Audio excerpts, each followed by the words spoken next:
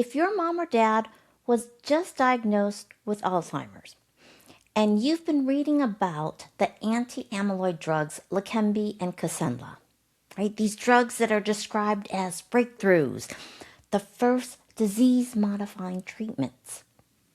I want you to understand something that most families never get properly explained to them.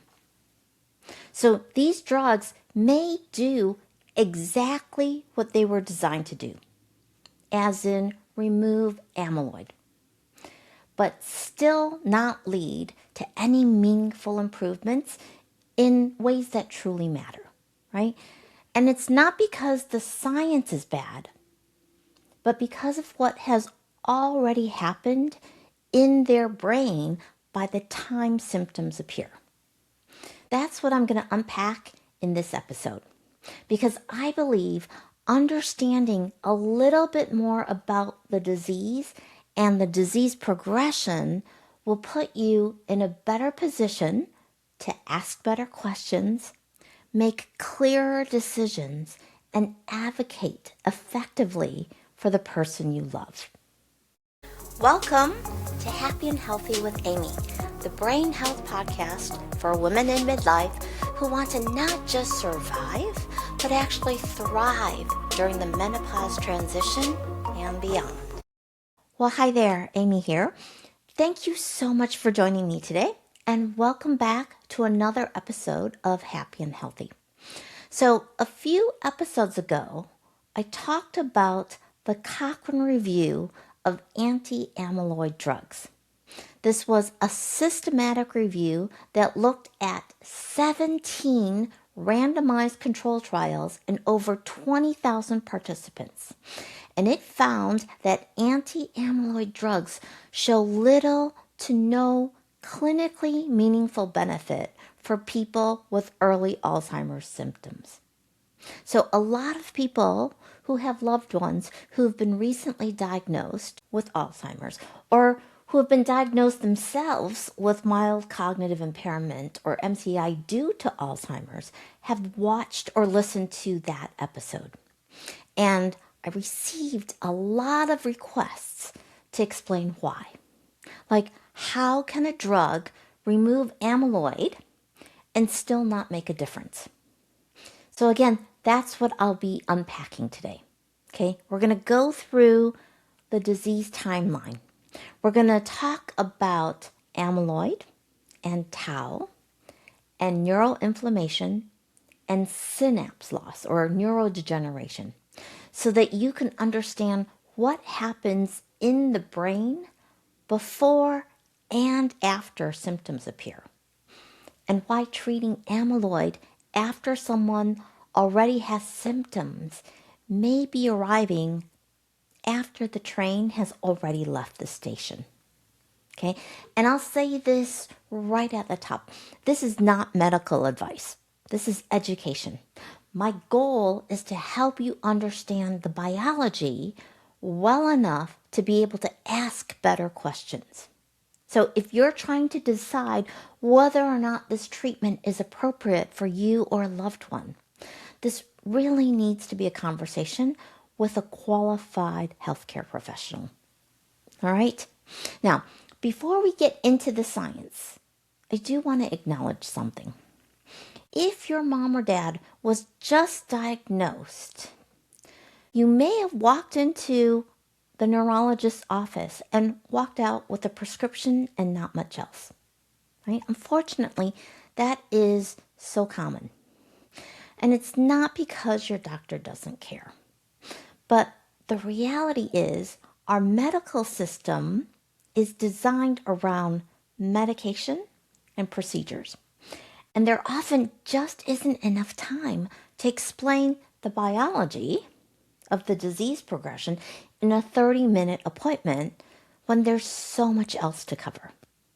Okay, so that's what I'm going to try to do here.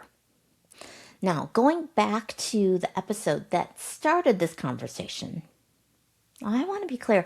I think hope is a beautiful thing, but false hope, right? Hope that's built on a misunderstanding of what a drug can actually do And then headlines like, "Do Alzheimer's drugs work? New analysis raises doubts."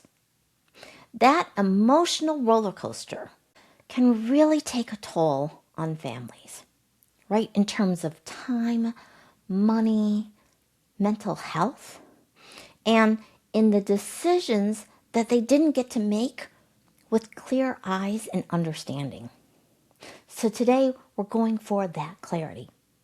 Now, for those of you who don't know me, I'm Amy Lang, certified master health coach, brain health specialist, best-selling author, and host of this podcast. So my mom was diagnosed with Alzheimer's in 2016. And her mom, my grandmother, had it too. And she died from it.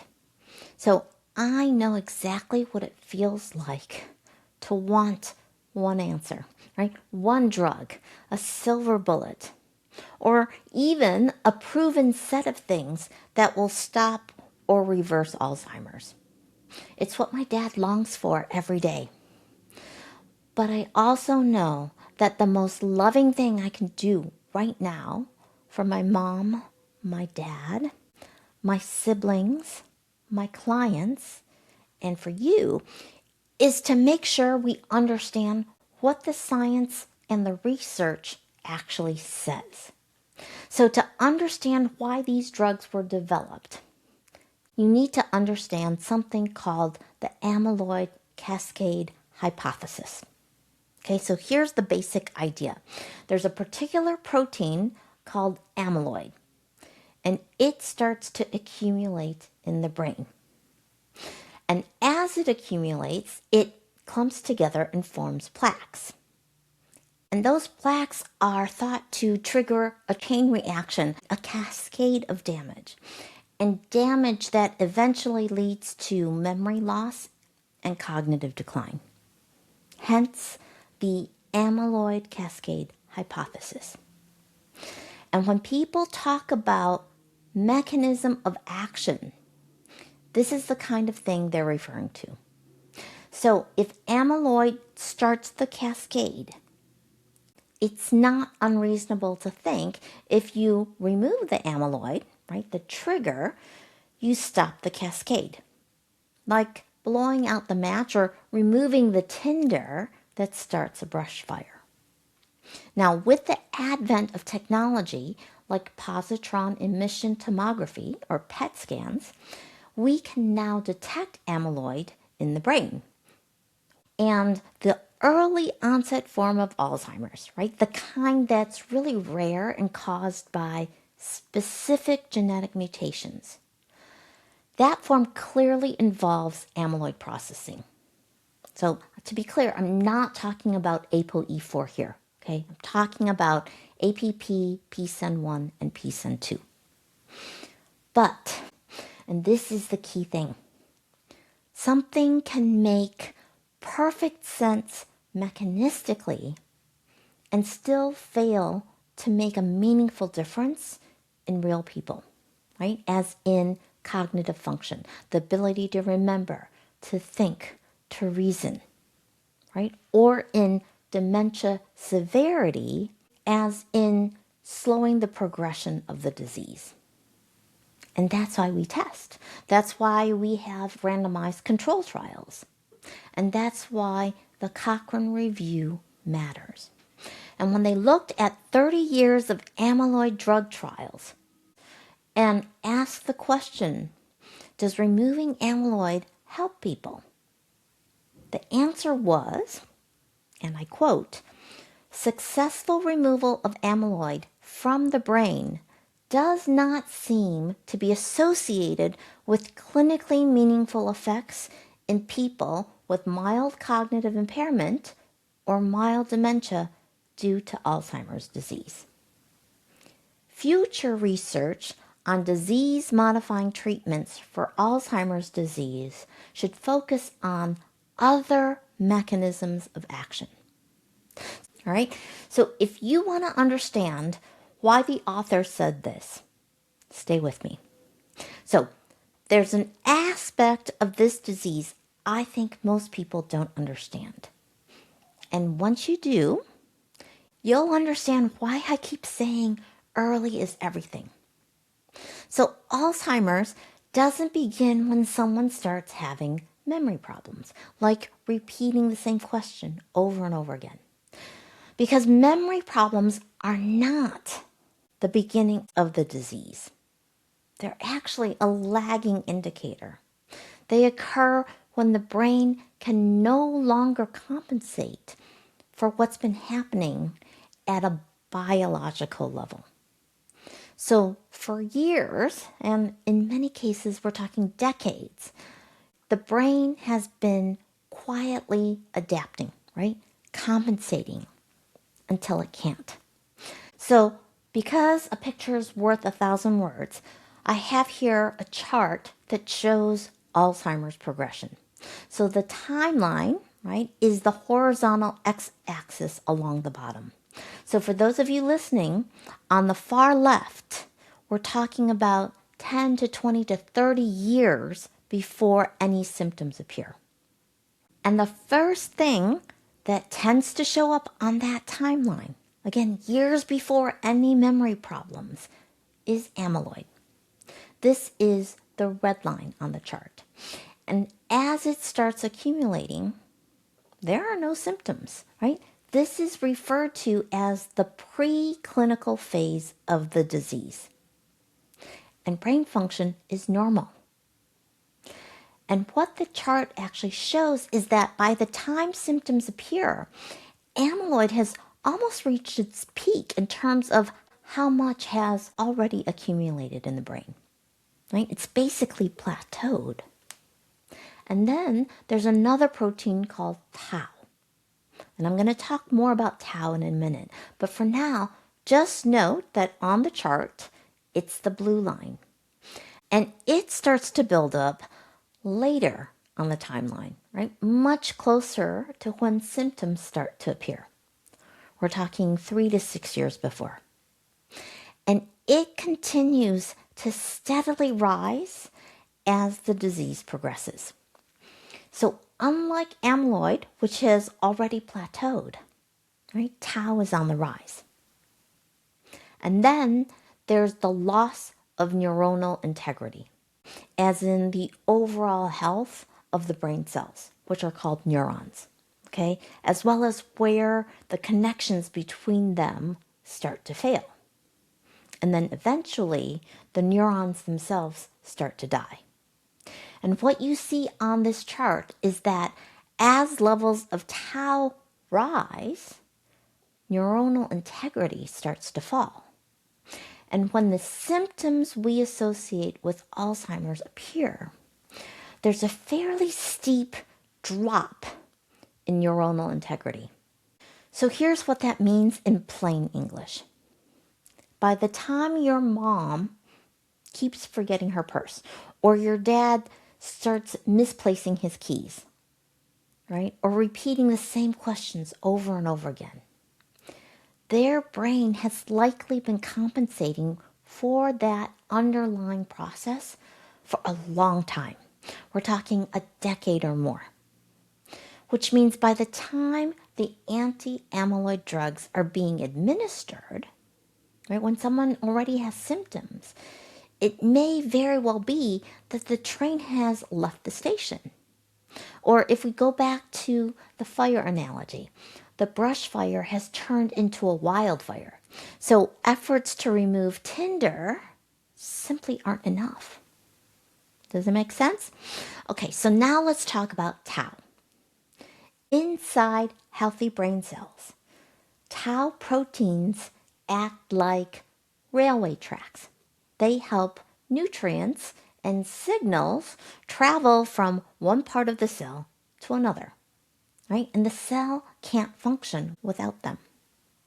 But in Alzheimer's, the tau proteins become damaged or phosphorylated. Okay, you'll hear people refer to tau tangles. And when this happens, those internal tracks, right, the supply lines basically collapse, which means the cell can't get what it needs and eventually dies. And here's what I want you to note about tau. it tracks more closely with neurodegeneration, as in the loss of neurons, as well as cognitive decline and the severity of symptoms than amyloid does, much closer than amyloid. So the anti-amyloid drugs that are removing amyloid don't seem to be stopping the cascade that's already been triggered, right? And they can't undo what tau tangos and neurodegeneration have already done.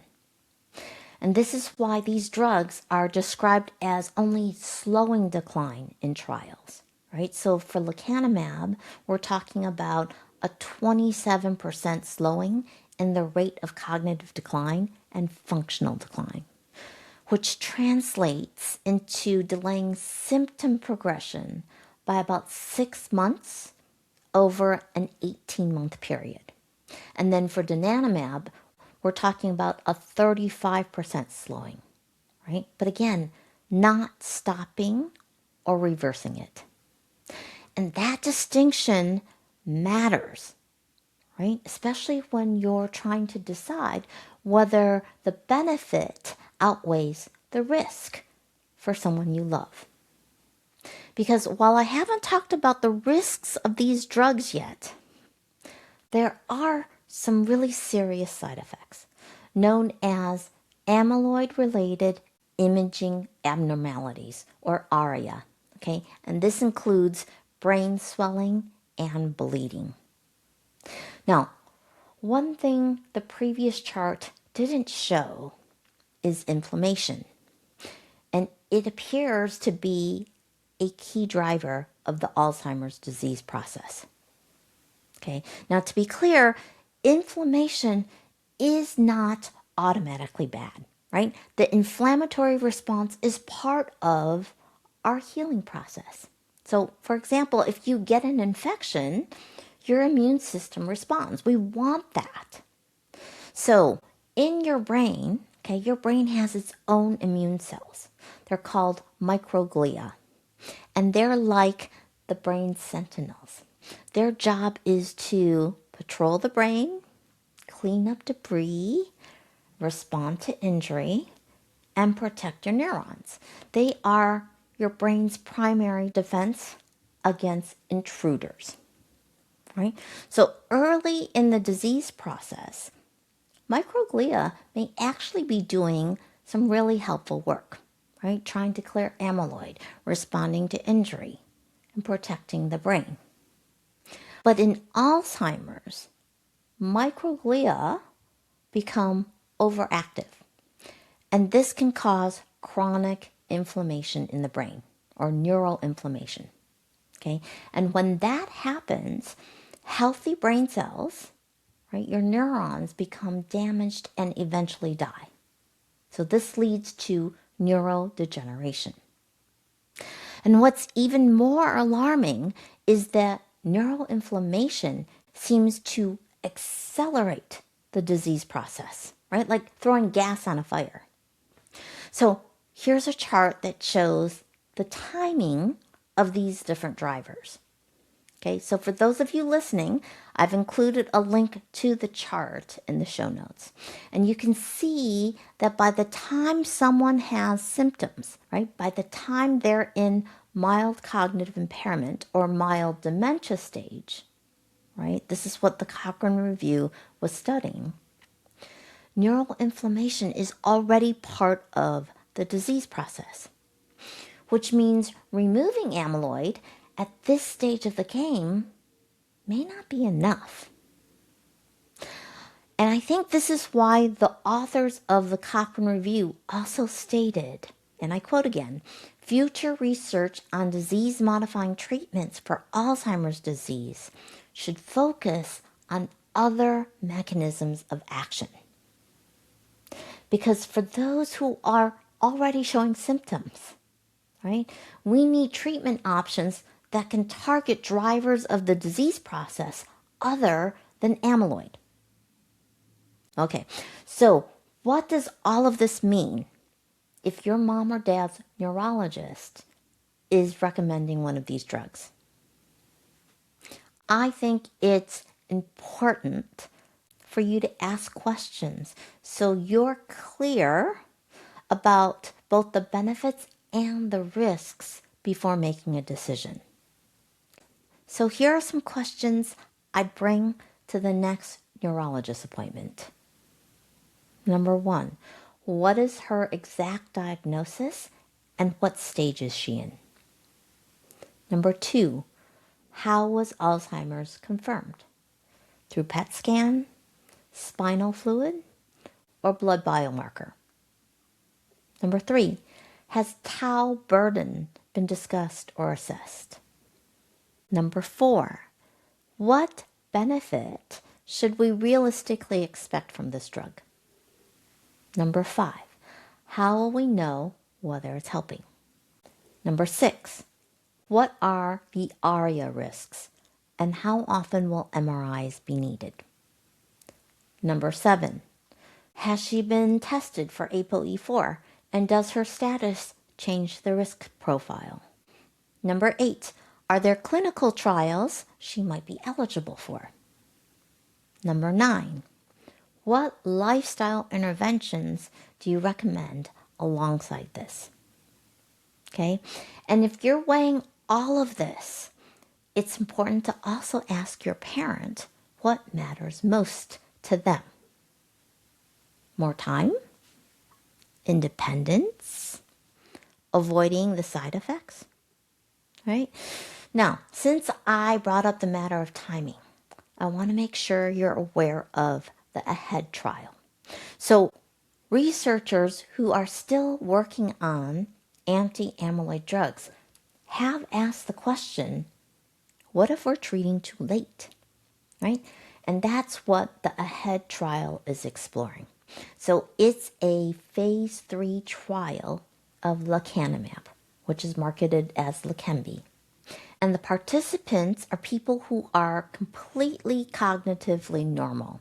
So no symptoms, okay? But they do have elevated amyloid already building up in their brains. So the idea here is if you can intervene before the cascade has started, right, before tau tangles have started spreading and before neuroinflammation has been triggered and neurons are dying in droves, maybe the results look different. So enrollment for this trial closed in October of 2024, and the results are still pending. And I want to be clear, this is a trial, right? It's a question being asked right now, not a conclusion. And we don't know yet what it's going to show. But here's what the AHEAD trial tells us even before any results come in. And it's what I've been saying on this podcast for a while. Alzheimer's doesn't start at diagnosis, right? When symptoms appear. It starts decades earlier. And that's actually good news because it means the conversation about prevention, about what you can do now in midlife, that conversation isn't just about hope. It's what the evidence is pointing to. So, what can you do? What does the evidence support that doesn't require waiting for a drug? It's lifestyle. Now, I know as a society, we think of medicine as taking the form of a pill or procedure. So when I say lifestyle interventions, right, it can sound soft compared to a pharmaceutical. But the evidence here is incredibly sound. We've got the finger study, a randomized control trial in Finland that showed a multi-domain lifestyle program that included diet, exercise, brain training, and closely monitoring and controlling blood pressure and cholesterol levels and glucose levels, blood glucose levels, produced measurable cognitive improvements in older adults at risk. Okay, we're not just talking about slowing decline, we're talking about improvement. And then the US Pointer study replicated those results in an American population, a much more diverse population. Okay, and then on top of that, the Lancet Commission did a systematic review of the evidence and in 2024 identified 14 modifiable risk factors for dementia and estimated that addressing them could reduce risk by up to 45%. Right? That's nearly half. So this is why I keep coming back to the restored protocol. 8 protective factors like sleep, movement, stress management, nutrition, oral health, and social connection, right? To help you build an Alzheimer's resistant brain. So hopefully you now have a better understanding of the Alzheimer's disease progression and why the anti-amyloid drugs haven't been able to deliver the kind of results we want, right? Even though they're disease-modifying drugs. And if you or your parent was recently diagnosed, I know this is incredibly disappointing news. But also know that there's so much research in the pipeline, right? There's hope. So if you want to learn more about that research, I've included links in the show notes as well as the description for those of you watching on YouTube, right? To the episode where I talked about the research in quite a bit of detail. And remember, lifestyle can make a significant difference, even if you're experiencing mild cognitive decline due to Alzheimer's. So to download the free Restored Protocol Guide, all you have to do is go to amylangcoaching.com. And as always, the link is in the show notes or the description below. And if you're watching this on YouTube, you can also just use the QR code here on the screen. All right? So before you go, if today's episode helped you understand something that you've been trying to make sense of, and you're finally clear, okay, please like and subscribe. Help me spread the word that Alzheimer's can be prevented and lifestyle matters. Okay, and if you would like some help with implementing the Restored Protocol, right? If you'd like some one-on-one coaching, you can find the link to book a discovery call with me in the show notes as well. All right, so I'm going to wrap things up today with a quote by John Dewey. A problem well put is half solved.